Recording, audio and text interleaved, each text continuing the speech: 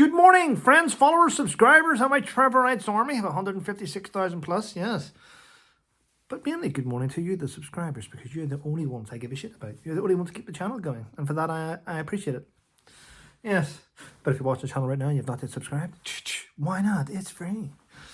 Well, people, today is the 6th of December. I'll talk a little bit more about today's date and why today's date is a special date for me very soon. But this morning's video is going out late. I'm going to be honest, I've had a terrible night.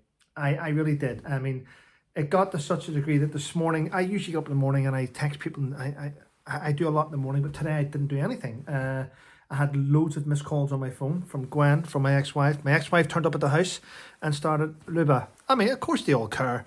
Banging on the door to make sure I was okay. Basically, I took painkillers last night to get rid of the pain, and they knocked me clean out, and I didn't wake up this morning that I normally do. So hence why the video was late. And this is my first coffee this morning as well. My first coffee. Soldier On Coffee, World War I edition from Carrickfergus, Belfast, Northern Ireland. Yeah. Anyway, yeah. So yeah, the painkillers knocked me out. I'm sticking to the dose. I'm not like addicted in painkillers. I'm sticking to the dose they give me, but yeah, it is what it is. Right, so what's happening? Well, I'm going to tell you something which you may laugh at. Last night, Graham and Fiona, did a live stream outside Buckingham Palace. They were hoping to catch a glimpse of royalty. And the weird thing is, the minute they decided to end their live stream, and as they were walking back, all the Range Rovers came past them going into the palace. So they seen it, but they didn't film it. Yeah. Well, if you noticed last night in Graham and Fiona's live stream, there was Harry the Duke of Sausages, and there was Meghan Markle in there. Now, it was fun. I'm going to be honest. A friend of mine went on as Harry, and I went, well, I'll have a laugh. And I went on as Meghan, and we just slagged each other off, but we did it in a nice way. It was quite nice. I think everyone enjoyed the chat. It was really, really good. So there we go. Anyway, last night, yes, as you probably are aware now, there was a diplomatic reception at Buckingham Palace where the King and the Queen and the Prince and Princess of Wales attended with other dignitaries. Yes, so I'm sure that would have been fantastic. I've seen photographs this morning already of what Kate wore, and she looked absolutely stunning, as per usual. But I'm going to say this, William looks stunning as well, okay? I thought he was wearing like I've got the same tux as William, like a green one.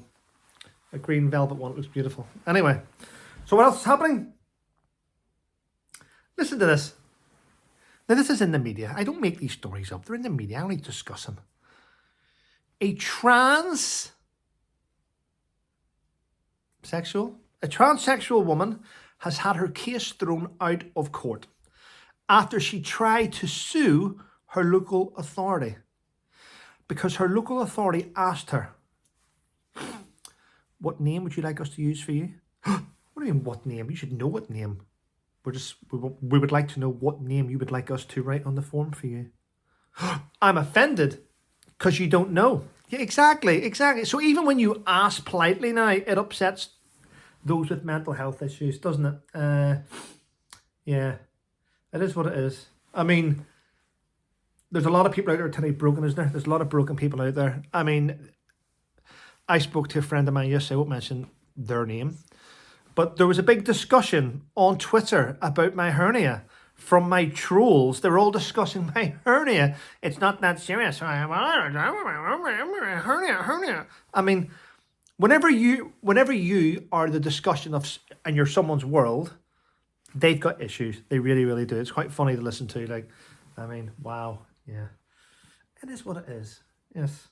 So, yeah, I know what you're probably thinking. What are you doing, Trevor? Yes, I'm trying to sit comfortably. That's what I'm trying to do, people. I'm trying to. There's a lot of people that are today with mental health issues, but won't seek help. They don't want to go and get fixed. They just get up and walk around all day looking for someone who's going to offend them. And then it's like, and then they film you. I'm filming your reaction to my ludicrousy. And you're like, what? Really?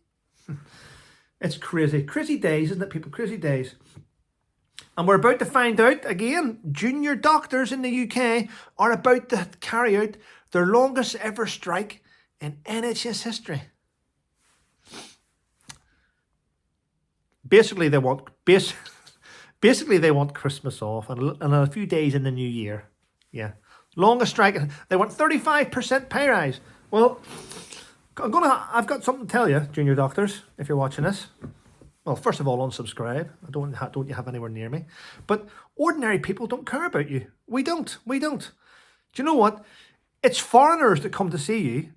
Most of us today can't even see a doctor. We don't care if you strike. You're striking, but we never see you anyway. I mean, the other day when I went in for an emergency, I couldn't even see my own doctor. Yes, I had to see another doctor. But my doctor was working because her name came up on the board. Dr. Blah Blah will see Joan Atherton now. Her name's not Joan Atherton, before you say you mentioned her name. And I'm like, well, my doctor's on duty. So why couldn't I went in to see my own doctor? Yeah, I went to see someone that, yeah, exactly. So, in my own opinion, people, junior doctors striking doesn't affect many of us, really, does it? Basically, they're taking Christmas and a little bit of New Year off. And they want 35% pay rise. I honestly don't believe they deserve it. That's my opinion. I do not believe they deserve that pay rise. I mean, you've got to bear in mind that millions of us weren't allowed to see doctors for a couple of years. There's nothing worse than phoning up a doctor and going, oh, the doctor will call you back. I mean, do you really, are doctors that stupid they really think they can diagnose one of their patients over phone? You need to see a patient. A patient needs to sit in front of you. You need to see their body language. You need to see the pain in their eyes. You need to see what's going on with that patient. This diagnosis over the phone is pathetic. It really is. Anyway, move along. They'll not get their 35%, I can tell you that. They'll have to renegotiate. What do I think they're worth? 10%. 10%. Oh well. Right, what else is happening?